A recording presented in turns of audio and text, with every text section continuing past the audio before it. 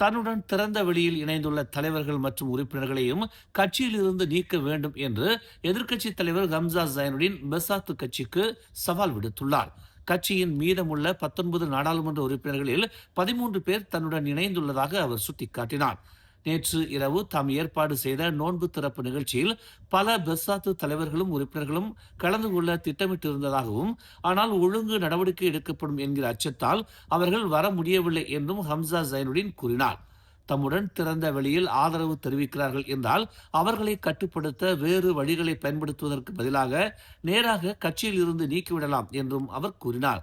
அது மிகவும் எளிதானது என்றும், நீக்கிவிடுங்கள், அதில் என்ன கடினம் என்றும் அவர் கேள்வி எழுப்பினார். இந்த நிகழ்ச்சியில் ரொனால்டு கியாண்டி மற்றும் மாஸ் எர்மியாத்தி சம்சுதீன் உள்ளிட்ட பெசாத்து தலைவர்கள் கலந்து கொண்டனர்.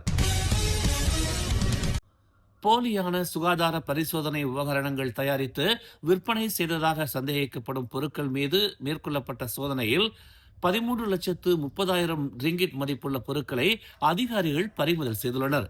உள்நாட்டு வர்த்தகம் மற்றும் வாழ்க்கை செலவின அமைச்சின் அமலாக்க பிரிவு ஜொகூர்பாரு நகரில் உள்ள ஒரு கிடங்கு மற்றும் பொதியிடும் நிலையத்தில் இந்த சோதனையை நடத்தியது. ஒரு வர்த்தக சின்னத்தின் உரிமையாளரிடமிருந்து புகார் கிடைத்ததை அடுத்து புத்ராஜயா கிளை அமலாக்க அதிகாரிகள் இந்நடவடிக்கையை மேற்கொண்டதாக அமலாக்க இயக்குனர் அஸ்மான் அடாம் தெரிவித்தார். அந்த கட்டிடத்தில் பல்வேறு சுகாதார பரிசோதனை உபகரணங்கள் சேமித்து வைக்கப்பட்டிருந்ததாகவும், அவை போலியானவை என சந்தேகிக்கப்படுவதுடன் நுகர்வோருக்கு விநியோகம் செய்து விற்பனை செய்ய திட்டமிடப்பட்டிருந்ததாகவும் நம்பப்படுகிறது என்று அஸ்மான் அடாம் கூறினார். பினாங்கு சப்ராங் ஜெயா மருத்துவமனையில் உள்ள பகல் நேர பராமரிப்பு மையத்தில் 4 மாத ஆண் குழந்தை இறந்தது தொடர்பான விசாரணையில் உதவ 2 பெண்களை போலீசார் கைது செய்தனர். இருவரும் இன்று மஜிஸ்ட்ரேட் நீதிமன்றத்தில் விசாரணைக்காக கொண்டு வரப்படுவார்கள். நேற்று அதிகாலை 4 மணி அளவில் மருத்துவமனையின் அவசர சிகிச்சை பிரிவுக்கு குழந்தை கொண்டு செல்லப்பட்டது. பகல் நேர பராமரிப்பு மையத்திலிருந்து சிசிடிவி காட்சிகளை மேற்கோள் காட்டி குழந்தையின் குடும்ப உறுப்பினர்கள் குழந்தை துஷ்பிரயோகம் செய்யப்பட்டதாக தெரிவித்துள்ளனர்.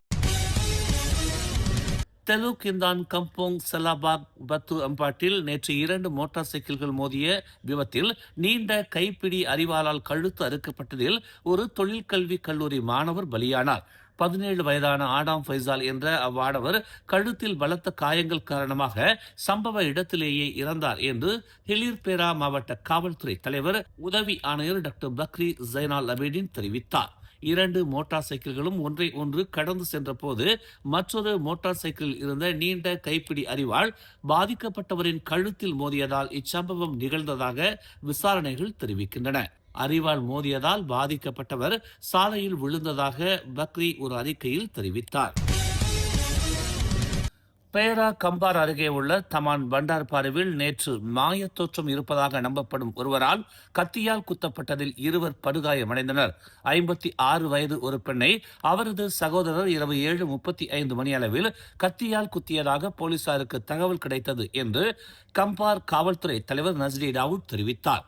சந்தேக நபரும் அவரது மகன் மற்றும் தங்கை ஆகிய இருவரும் வசித்து வந்த வீட்டில் இச்சம்பவம் நடந்ததாக விசாரணையில் கண்டறியப்பட்டுள்ளது என்று அவர் கூறினார். 22 வயது மகனின் கழுத்தின் இடது பக்கத்தில் 3 முறை கத்தியால் குத்தப்பட்ட நிலையில் சகோதரியின் கழுத்தில் 1 முறை கத்தியால் குத்தப்பட்டார். பாதிக்கப்பட்ட இருவரும் ஆபத்தான நிலையில் உள்ளனர்.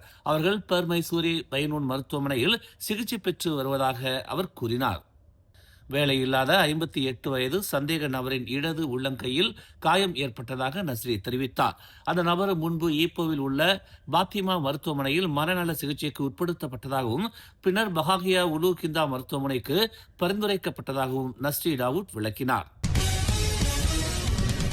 செரஸ் பண்டார்துன் ஹுசைன் ஓனில் உள்ள ஏரியில் ஒரு வெளிநாட்டு பெண் குதித்து நீரில் மூழ்கி பரிதாபமாக இறந்தார். சம்பவம் தொடர்பாக நேற்று மாலை 4:35 மணிக்கு அவசர அழைப்பு வந்ததாக ஸ்லாங்கூர் தீயணைப்பு மற்றும் மீட்புத்துறை செயல்பாட்டு பிரிவு உதவி இயக்குநர் அமாட் முக்லிஸ் முக்தார் தெரிவித்தார். பண்டார்துன் ஹுசைன் ஓன் தீயணைப்பு மற்றும் மீட்பு நிலையத்திலிருந்து தீயணைப்பு வாகனம் மாலை 4:39 மணி அளவில் சம்பவ இடத்திற்கு விரைந்ததாக அவர் கூறினார். தூதரக ஊழியர்களிடமிருந்து தப்பி ஓடியதாக நம்பப்படும் 30 வயது இந்தோனேசிய பெண் ஏரியில் குதித்ததாக தெரிவிக்கப்பட்டுள்ளது. இரவு 10:10 மணி அளவில் நீர் மீட்பு பிரிவு மீட்பு நடவடிக்கையை தொடங்கிய 9 நிமிடங்களுக்கு பிறகு பாதிக்கப்பட்டவர் ஏரியின் விளிம்பில் இருந்து சுமார் 6 மீட்டர் தொலைவில் 3 மீட்டர் ஆழத்தில் கண்டுபிடிக்கப்பட்டதாக அவர் கூறினார். உடல் காவல்துறையிடம் ஒப்படைக்கப்பட்டுள்ளது.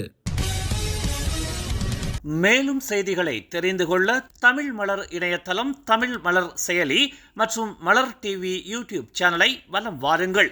எங்களோடு இணைந்திருக்க மலர் டிவியை பதிவு செய்து கொள்ளுங்கள். உறவுகள் மகிழ்ந்திட விருப்பம் மற்றும் பகிர்வு சேவையை சொடுக்கிடுங்கள்.